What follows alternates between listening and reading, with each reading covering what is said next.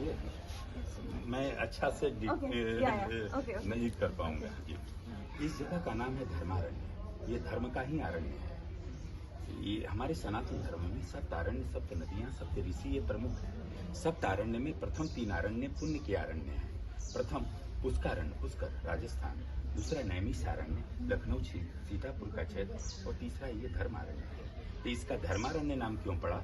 जब किसी की भी चेतना दंड की बात करती है तो वही व्यक्ति उसके लिए यमराज हो जाता है, और जब चेतना धर्म की बात करती है तो वही व्यक्ति उसके लिए धर्मराज भी हो जाता है। यानी धर्मराज और यमराज दोनों एक ही हैं। वो यहाँ तपस्या कर रहे थे विशेष रूप महादेव को प्रकट करने के लिए। तो इंद्र को पता चला कि पता नहीं किसके पद को प्राप्त करने के लिए धर्मराज भूलोक पर तपस्या कर रहे हैं। उसने अपने सारे अप्सराओं को भेजा कि जाओ उन्हें बाधा पहुंचाओ। आते ही धर्मराज बोले कि आप लौट जाओ, मैं किसी के पद के लिए तपस्या नहीं कर रहा हूँ, मैं तो महादेव को प्रकट करने के लिए कर रहा हूँ। उन्होंने प्रकट किया। महादेव बोले वर मांग। बोले आपका दिया हुआ इतना ऊंचा पद है धर्मराज का, यमराज का, अब इससे ऊंचा पद हमें नहीं चाहिए, लेकिन इस क्षेत्र का नाम मेरे नाम से विख्यात है। तो उस धर्मराज के नाम से ये धर्मारण्य हुआ, और इसका विस्तार 2 योजन का हुआ। ये 2 योजन पुराना माप है।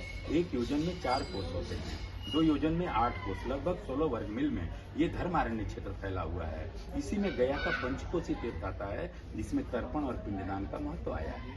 इसी धर्मारण्य क्षेत्र में गयासुर रहा करता था, जिसके नाम से गया है। इसका पूरा नाम था आधा गय, लेकिन अपभ्रंश में गया हो गया। गयासुर रहा करता था, जो अपनी तपस्या के बल पर अपने शरीर को इतना पवित्र कर लिया था कि उसके स्पर्श और दर्शन मात्र से ही लोग वैकुंठ चला जाया करते थे। वहां भी पाप पुण्य का फैसला नहीं हो पा रहा था, तो तीनों देवों ने मंत्रणा की, ब्रह्मा विष्णु महेश ने।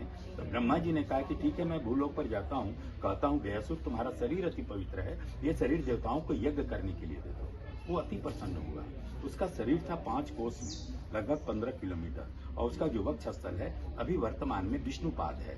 गया जी में विष्णुपाद मंदिर जो फेमस है, उसके वक्षस्थल पर यज्ञ होता था, बार बार विघ्न कर देता था। बोला जब तक नारायण का चरण मेरे वक्षस्थल पर नहीं आएगी तब तक मैं शांत नहीं रहूंगा। वही भगवान विष्णु गदाधर रूप में प्रकट हुए, शंख चक्र पद्म और गदा लेकर उसके वक्षस्थल पर एक धर्मशिला रखकर अपने दाहिने पैर से दबाए हैं, आस्तक को दबे हुए हैं। उस समय नारायण बोले कि वर मांग। बोले आज से तो अब स्पर्श और दर्शन खत्म ही हो जाएंगे, लेकिन जो भी लोग आए अपने पितरों के प्रति, अपने पूर्वजों के प्रति इस 5 कोस के क्षेत्र में एक भी पिंड गिरा भी दें, इस माध्यम से अब लोग मोक्ष जाने की कामना करें। पहले तो देखने और छूने से जाते थे, अब ये घूम गया रास्ता।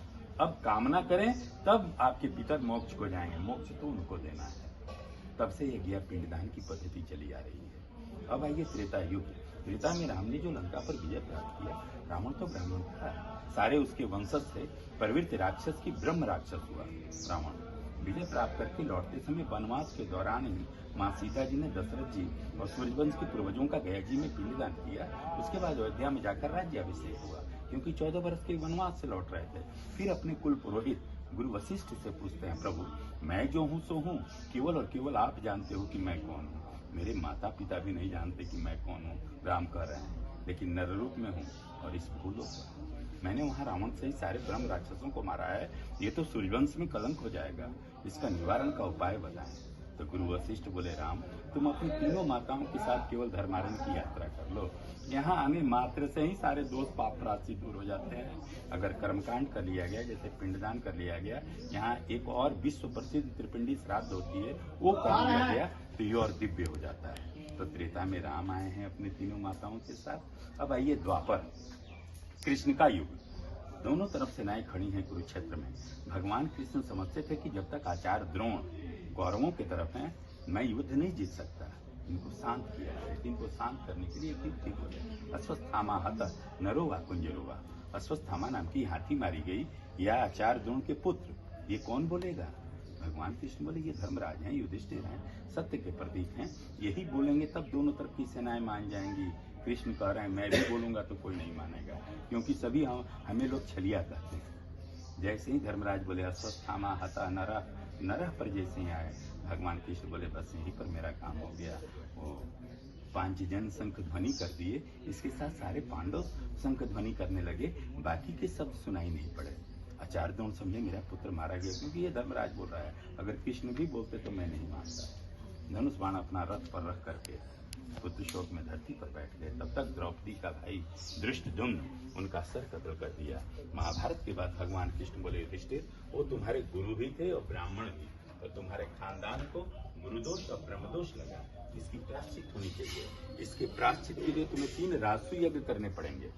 प्रथम कुरुक्षेत्र में ही हुआ जहाँ युद्ध हुआ, दूसरा हस्तिनापुर जहाँ पांडवों का राजमहल था, और तीसरा ये धर्मारण्य में। ये पूरा यज्ञशाला है और बीच में धर्मराज युधिष्ठिर का अष्टवृत्ताकार हवन कुंड है। उस समय यहाँ पर 1.25 लाख मन आहुति पड़ी।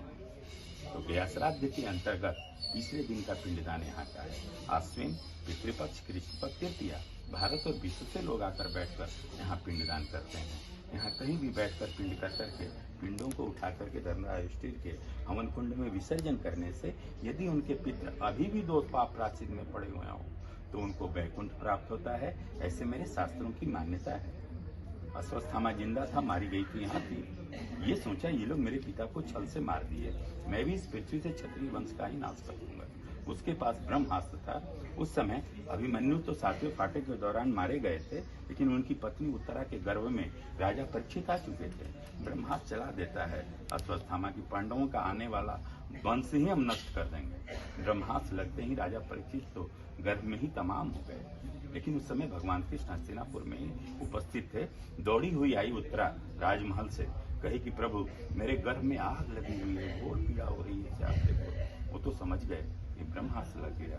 भगवान किसी के गर्भ से पैदा नहीं हुए, न कौशल्या के गर्भ से राम, न देवकी के गर्भ से कृष्ण, न महामाया देवी के गर्भ से ये सिद्धार्थ गौतम। ये लोग प्रकट हुए हैं। लेकिन उत्तरा के गर्भ को बचाने के लिए भगवान को गर्भ में प्रवेश करना पड़ा। गर्भ को पुनर्जीवित किए, अंगूठे में राजा परीक्षित को दर्शन दिए, मैं आ गया हूँ, अब तुम्हें कुछ नहीं होगा। 9 महीने तक सुदर्शन उस गर्भ की रक्षा करता रहा। समय से राजा परीक्षित का जन्म हुआ और लगभग कलयुग का आरंभ हो गया, जिसमें हम लोग चल रहे हैं। लेकिन भगवान अपने ऊपर कुछ नहीं लेते। यहाँ आकर उत्तरा से गर्भवती गुरुतल्पिका त्रिपिंडी श्राद्ध करवाया। यहाँ त्रिपिंडी श्राद्ध होती है। ये 3 गुणों की श्राद्ध है, सात्विक, राजस और तामस। ये आप में भी है, हम में भी है, लेकिन जो व्यवहार में दिखाई देता है वही उसका प्रबल होता है। जैसे मैं बोल रहा हूँ, आप सुन रही हूँ, ये सात्विक प्रवृत्ति हुई, सात्विक गुण। अब बोलते बोलते आपने बैग से निकाला, कहा कि पंडित जी कुछ खा लीजिए तब बातें होंगी, ये राजसी प्रवृत्ति हुई। और तामसी प्रवृत्ति, पंडित जी मेरे पास समय नहीं है, मैं जाना है, ये थोड़ी तामसी प्रवृत्ति हुई। जब व्यक्ति अकाल मृत्यु से गुजरता है या स्वाभाविक मृत्यु से या आकस्मिक मृत्यु से, यदि उसकी गति नहीं हुई तो इसी तीनों गुणों के प्रेत योनि में चला जाता है। जिस तरह से सिद्धार्थ, इनकी जन्म के 7 दिन के बाद ही इनकी माँ महामाया देवी की मृत्यु हुई थी, अकाल मृत्यु। उनका महापरिनिर्वाण यानी मोक्ष नहीं हुआ था। वो किसी न किसी रूप में इस वायुमंडल में भटक रही थी और वही इनके ज्ञान प्राप्ति के मार्ग में सबसे बड़ी रुकावट थी। यहाँ का ये है, वायु पुराण में वर्णन आया है, धर्मारण्य तत् धर्मो यस्मादज्ञ मकार्य गच्छताम ब्रह्मलोकाप्ति भर्वते वही नारद। सूत जी ने नारद जी से कहा है कि धर्मारण्य हो जगह आने आने मात्र से ही सारे दोष पाप राशि दूर हो जाते हैं और पितरों को ब्रह्मलोक की प्राप्ति हो जाती है। तो सिद्धार्थ इसीलिए आए थे यहाँ पे, मेन कारण वही था यहाँ आने का। तो यहाँ 3 गुणों की श्राद्ध, सात्विक, राजस, तामस, ये बता दिए। यहाँ एक त्रिपिंडी श्राद्ध होती है, जिसको संतान नहीं होते हैं, जिसका विवाह नहीं होता है। विवाह 2 तरह से नहीं होते हैं। एक तो माने संतान 2 तरह से नहीं होते। एक तो विवाह में अड़चन आ रही है तो संतान कहाँ से होंगे। एक विवाह हो गई तो नहीं हो रहे हैं। किसी के यहाँ अचानक किसी के परिवार में हिंसा हो जा रही है, कोई डेथ कर जाता है, चाहे वो गर्भपतन क्यों ना हो जाए, किसी के भूत प्रेत पकड़ लिया, रात में डर जाता है कुछ स्वप्न देख करके, या किसी के यहाँ एक्सीडेंटल डेथ, अननेचुरल डेथ किसी प्रकार का हो गया है, या किसी प्रकार का पितृदोष है, जैसे भोजन में केस आ जाना है, होता है ना, किसी हम हमारे ही भोजन में क्यों आया, दूसरे भोजन में क्यों नहीं गया, ये पितृदोष का कारण होता है, ये लक्षण है। तो यहाँ आकर एक त्रिपिंडी श्राद्ध होती है, तो तीनों का यहाँ पर पिंड दिया जाता है। लगभग 2.5 से 3 घंटे की पूजा की प्रक्रिया है और ये सबको करा लेना चाहिए, क्योंकि ये करा लेने से उस मानव का जीवन आगे का रास्ता जो बहुत दिनों से अतीत से चला आ रहा है वो खानदान, जैसे अभी मैं हूँ अपने खानदान में, आप हैं अपने खानदान, किसने कितना वहाँ से दोष चला आ रहा है, वो ट्रांसफर होते होते होते होते यहाँ तक आ रहा है। तो यहाँ पर त्रिपिंडी श्राद्ध के माध्यम से वो खत्म हो जाता है और उनका जीवन आगे का बहुत अच्छा होता है। उनके बाल बच्चों का जीवन बहुत सुंदर हो जाता है। जैसे हम बहुत सारा एफर्ट लगा कि मेरा ये काम हो गया और लास्ट में भी खट गया, नहीं हुआ। के कारण क्या है? पितृदोष तो भगवान को भी नहीं छोड़ा ना, राम को भी पिंडदान करना पड़ा यहाँ आकर, उनको भी पिंडदान करना पड़ा। तो यहाँ त्रिपिंडी श्राद्ध के माध्यम से वो पूजा होती है और वो ये अरहट कूप है, जिसको प्रेत कूप के नाम से भी जाना जाता है। इसी में नारियल और पिंडों का विसर्जन होता है तो उस आत्मा की यहाँ से गति हो जाती है, वो पुनर्जन्म को प्राप्त हो जाता है उधर जाकर। हाँ, तो ये है। इस कलयुग में भी सिद्धार्थ गौतम का जो आपको सुना दिए, अनेक जगह तपस्याएं करते करते थक गए थे, कहीं ज्ञान नहीं मिला। यहाँ तक आते आते तो एकदम स्केलेटन हो गए। यहाँ आए, अपने माँ का ध्यान किया, महामाया देवी का, उनका मोक्ष हुआ। यहाँ से 2 किलोमीटर पर ज्ञान मिल गया। ये नदी किनारे जो गांव पार करके आए, वहीं की लड़की सुजाता, उनसे यहाँ मुलाकात होती है। इनको